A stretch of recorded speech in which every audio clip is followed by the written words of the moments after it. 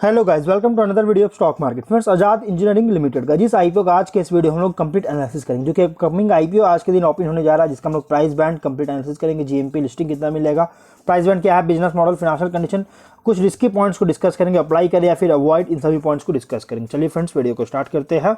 तो क्या ये जो आईपीओ है आजाद इंजीनियरिंग लिमिटेड आईपीओ, ये मेन लाइन आईपीओ है। और अगर हम इसके बिजनेस की बात करें तो ये one of the key manufacturer है क्वालिफाइड प्रोडक्ट लाइंस का, जो कि ग्लोबल ओरिजिनल इक्विपमेंट मैन्युफैक्चरर्स को सप्लाई करती है, जो कि aerospace and defence, energy and oil and gas industries, फिर manufacturing highly engineered complex and mission and life critical components, इन सभी में जो है सो, और जो कि ओरिजिनल इक्विपमेंट मैन्युफैक्चरर्स होते हैं, इन सभी में जो है सो की मैन्युफैक्चरर जो कि कंपनी जो है सो सप्लाई करता है। और अगर हम बात करेंगे इस कंपनी के जो ग्लोबल ओ इंक्लूड जो है कस्टमर्स की बात करें, ग्लोबल OEM है, जिसमें लगभग aerospace, defence, energy, oil and gas industries, इन सभी में जो है सो ग्लोबल OEM है, जो कि कस्टमर्स इसके हैं, जैसे है General Electric, Honeywell inclusive, international inclusive, Mitsubishi Heavy Industries Limited, Siemens Energy, Eaton aerospace, MAN energy solutions, ऐसी ये सभी इसके कस्टमर्स हैं, मेनली नोटेबल कस्टमर्स है। और कंपोनेंट्स जो है ये सप्लाई अलग अलग कंट्रीज जैसे USA, China, Europe, middle east, Japan, और इंस्पेक्शन से लेकर अब तक जो है सो सप्लाई कर चुका है। और अगर हम बात करेंगे तो कंपनी का जो प्रोडक्ट जो है इसमें इंक्लूड है 3D rotating airfoil blade, portions of turbine engines और अदर क्रिटिकल कंपोनेंट्स, जो कि कंपनी डिफेंस और civil aircraft and space ships के लिए प्रोवाइड कर चुका है। और gas and nuclear and thermal turbine, जो कि यूज किया जाता है इंडस्ट्रियल एप्लीकेशंस और एनर्जी जनरेशन में, इसके लिए भी जो है प्रोवाइड कर चुकी है।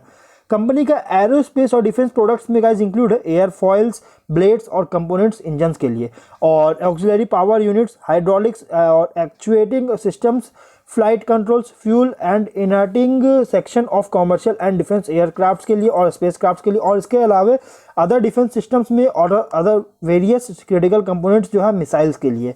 और कंपनी जो है क्रिटिकल कंपोनेंट्स का अलग अलग कॉमर्शियल एयरक्राफ्ट मैन्युफैक्चरर्स जैसे B737, B737 max, B747, B77, B777X, BA320, A350, A355, A350, AXWB, gulf stream, G550 जैसी मतलब कि मैन्युफैक्चरर जो कंपनी मतलब कि बना चुकी है, इनके लिए जो है सो यहाँ पे सप्लाई करती है क्रिटिकल कंपोनेंट्स का।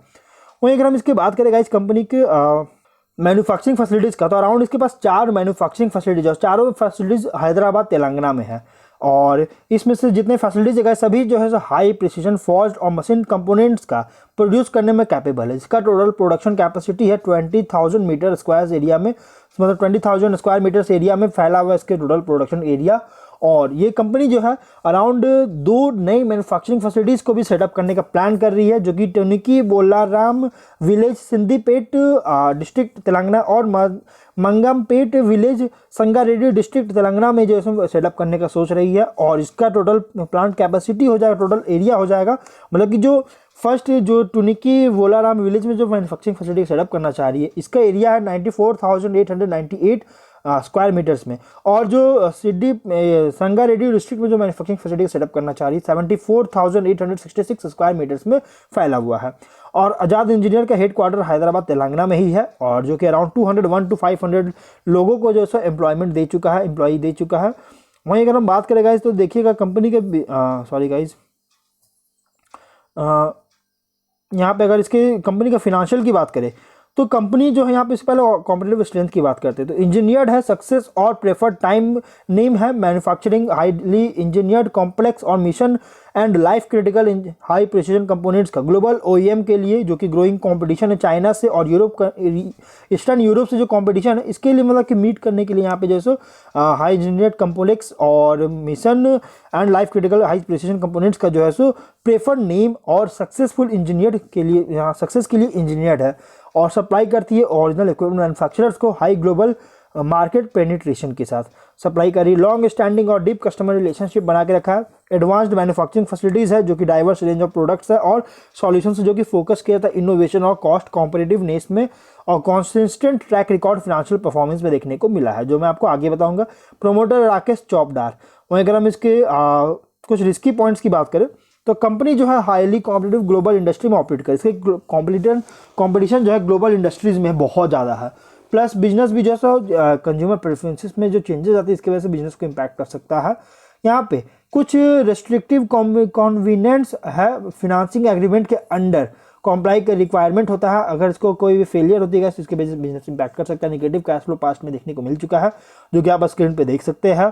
प्लस कंपनी जो है यहाँ पे डाउनग्रेड अगर होता है क्रेडिट रेटिंग में, इसकी वजह से जो फ्यूचर में जो कैपिटल रेज करने का जो एबिलिटी है उसको अफेक्ट कर सकता है। सब्सटेंशियल वर्किंग कैपिटल रिक्वायरमेंट का नीड है।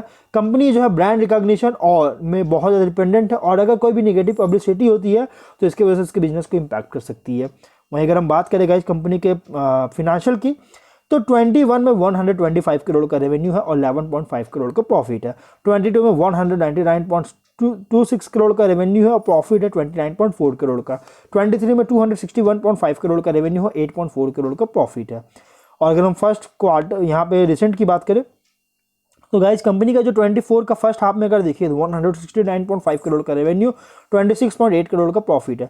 तो गाइस देखिए यहाँ पे फिनेंशियल अगर देखा जाए ना तो 23 में बॉटम लाइन में सडन फॉल हुआ है, जो कि कह सकते हैं कितना कि इनकंसिस्टेंसी देखने को मिला, लेकिन टॉप लाइन में बहुत अच्छी ग्रोथ हुआ है। मार्जिन प्रेशर बहुत ज़्यादा लगाया गया है 23 के फिनेंशियल में, लेकिन 23 में वापस से कंपनी बहुत तेज़ी से रिकवर किया है। क्योंकि एनुअलाइज करेंगे तो कंपनी की जो प्राइस बैंड है रीजनेबल रखा गया है। लेकिन अगर हम इसके कुछ रिस्की यहाँ पे कुछ रेशियोज की बात करें, पोस्ट पी जो है 57.58 का है देखने को मिला है, बहुत ज़्यादा है। ROE 4.2% का जो कि एवरेज है। ROC 12.99% का एक एवरेज देखने को मिला है। डेट टू इक्विटी 1.47 का जो कि बहुत ज़्यादा डेट नहीं है, ठीक ठाक डेट है। EPS 1.79 रुपीज़ का लो, बहुत ज़्यादा लो है। रिटर्न ऑन नेटवर्थ भी 4.23% का बहुत ज़्यादा लो देखने को मिल रही है। वहीं अगर हम इसके बात करेंगे गाइस कंपनी के इसके अगर हम लोग यहाँ पे अगर हम इसके ऑब्जेक्ट की बात करें तो कैपेक्स फंडिंग चाहती है, रीपेमेंट या प्रीपेमेंट करना चाहती है जो कि लोन है, और जनरल कॉर्पोरेट पर्पस के लिए IPO लाया गया है। इसके कॉम्पिटिटर की बात करें तो MTAR टेक्नोलॉजीज है, पारस डिफेंस है, डायनामिक टेक्नोलॉजीज है, त्रिवेणी टर्बाइन लिमिटेड इसके कॉम्पिटिटर है। प्रोमोटर होल्डिंग प्री इशू 78.61% का, पोस्ट इशू 65.9% की होल्डिंग देखने को मिल जाएगी। रजिस्ट्रार है के फिनटेक, लीड मैनेजर है axis capital limited, ICICI securities limited, SBI capital markets limited और आनंद राठी एडवाइजर्स लिमिटेड इसके लीड मैनेजर है। वहीं अगर हम इसके बात करेंगे गाइस कुछ डिटेल्स का, तो यहाँ पे देखिए कंपनी 20 दिसंबर को आज के दिन ओपन हो रहा है, 22 दिसंबर को क्लोज किया जाएगा। बुक बिल्ड इशू IPO है। 740 करोड़ का इशू साइज है, जो कि 1,41,22,138 शेयर्स का इशू कर रही है, और जिसमें से फ्रेश इशू 240 करोड़ का 45,80,195 शेयर्स का इशू किया जा रहा है, और ऑफर फॉर सेल के थ्रू 500 करोड़ का 95,41,985 शेयर्स का इशू किया जा रहा है। ₹2 का फेस वैल्यू, प्राइस है 499 to 524 रुपीज़ पर शेयर का, 28 शेयर्स की लॉट साइज है। BSE NSE दोनों में लिस्टेड होगा। QIB ऑफर दिया गया 50%, HNI 15%, रिटेल 35% का ऑफर दिया गया है। अलॉटमेंट डेट रखा गया 26 दिसंबर का, और रिफंड्स 27 दिसंबर को इनिशिएट किया जाएगा। शेयर्स डीमैट अकाउंट में 27 दिसंबर को ही क्रेडिट किया जाएगा। 28 को लिस्टिंग डेट रखा गया है। वहीं अगर हम बात करें गाइस ओवरऑल कंपनी अगर देखिएगा तो यहाँ पे कुछ रिस्की पॉइंट्स भी है, और अगर हम यहाँ पे कंपनी के देखा जाए इसके ओवरऑल अगर देखा जाए तो कंपनी जो है इस सेगमेंट में और एक वर्चुअल मोनोपोली जो मतलब जनरेट कर चुका है, और इस सेगमेंट में नीश प्लेस क्रिएट कर चुका है, जो कि टॉप लाइन में अच्छी ग्रोथ है। लेकिन 23 के बॉटम लाइन में जो है ड्रास्टिक फॉलो जो मैंने बताया, जो कि कह सकते हैं कि एट्रीब्यूटेड है वन टाइम एडजस्टमेंट, क्योंकि अकाउंटिंग नॉर्म्स के न्यू अकाउंटिंग नॉर्म्स के अकॉर्डिंग बताया गया है, और 24 के अर्निंग के अकॉर्डिंग फुल्ली प्राइस्ड रखा गया। तो यहाँ पे देखिए इस कंपनी का ब्राइट प्रॉस्पेक्ट्स भी है, क्योंकि कंपनी 2 मैन्युफैक्चरिंग फैसिलिटी को जो सेटअप करने का प्लान कर रही है, तो ये एक ब्राइट प्रॉस्पेक्ट्स हो सकता है कंपनी के लिए। प्लस एक वर्दी बेट है, मतलब कि रिजनेबल प्राइस में इसकी IPO लाई गई, तो इसलिए अगर आप इसको मीडियम टू लॉन्ग टर्म के लिए इन्वेस्टमेंट करने का सोच रहे हैं तो आप इसमें अप्लाई कर सकते हैं। लिस्टिंग की बात करें तो गाइस इस कंपनी का प्राइस बैंड है 524 का, 440 का GMP ट्रेंड कर रहा है, 964 पर लिस्टिंग होने के चांस है। 84% की लिस्टिंग मिलने की उम्मीद है, मतलब लिस्टिंग गेन जो है 84% की मिल रही है, बहुत ही स्ट्रॉन्ग लिस्टिंग गेन मिल रहा है। तो इसलिए गाइस अगर आप लिस्टिंग के लिए अप्लाई करने का सोच रहे हैं तो आप इसमें अप्लाई कर सकते हैं। तो अब हम लोग वीडियो को यहीं पर एंड करते हैं। अगर कोई डाउट है कमेंट बॉक्स में पूछे, मिलते हैं नेक्स्ट वीडियो में। Till then bye bye.